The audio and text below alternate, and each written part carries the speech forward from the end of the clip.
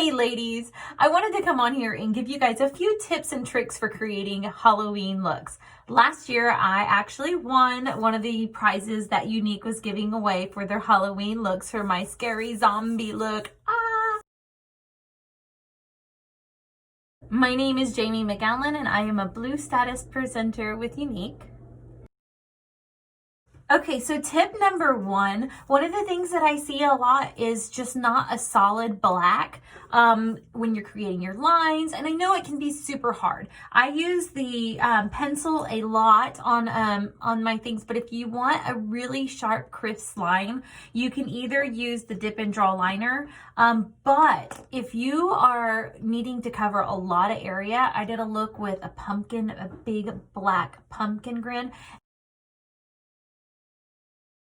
And I want to show you the best way to create, to use that black over and over again. Okay, so I have just a little tin lid here, and I like to use my Behold Setting spray. So what I do is I will add some of my spray into this little tin, and then I will take some of my pressed powder. Now my black legendary pressed powder is broken right now. I know, sad day. I'm getting another one.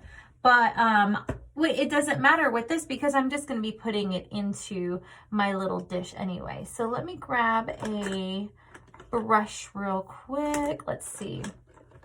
We can use the cream shadow brush. So I'm just going to take some of the black that I have that I can't lift it. I can't really show y'all. But then what I'm going to do, see, now that I'm using some of the water, I can probably show you. But I put some of the broken pressed powder in the color Legendary into my Behold Setting spray, okay? And I mix it into a dish and I kind of create almost like a creamy color, a creamy consistency, if you will.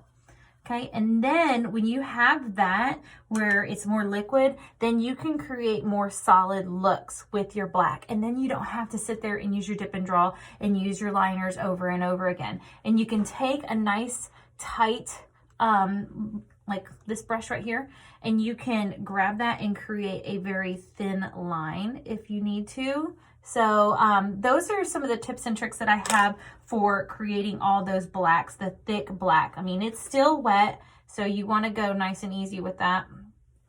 But yeah, see, so there, if you need to cover a lot of surface area with black, then that's what I recommend, is using the Behold Setting spray and a pressed powder and mix that together. Okay, so last year, one of the looks that I created was like a full green face. I also did it with orange as well for a pumpkin face. But let me show you how I came up with the green. So the green that we have, or that I have, is the color Inconceivable in a pressed powder. But this has like a little bit of a shine to it. So I'm going to show you how to kind of mattify it and almost make it a little bit like a perfect green for the Wicked Witch. So what I use is the Scarlet Concealer, and I'm just going to add a little bit to my little dish here that I use for all my mixing. And then I'm going to take my Inconceivable and I'm going to scrape a little bit off. I like to use the spoolie brush for this, just to scrape off enough of the green, and I just literally scrape off enough, just a little bit. So if you can see that, you can see the concealer in there, and then you can see the Inconceivable. And then I will take it and I will mix it up. And really, depending on what color green you're trying to get to, you can use more or less concealer. If you need to turn it into more of a paste, then you can add a little bit of your setting spray as well.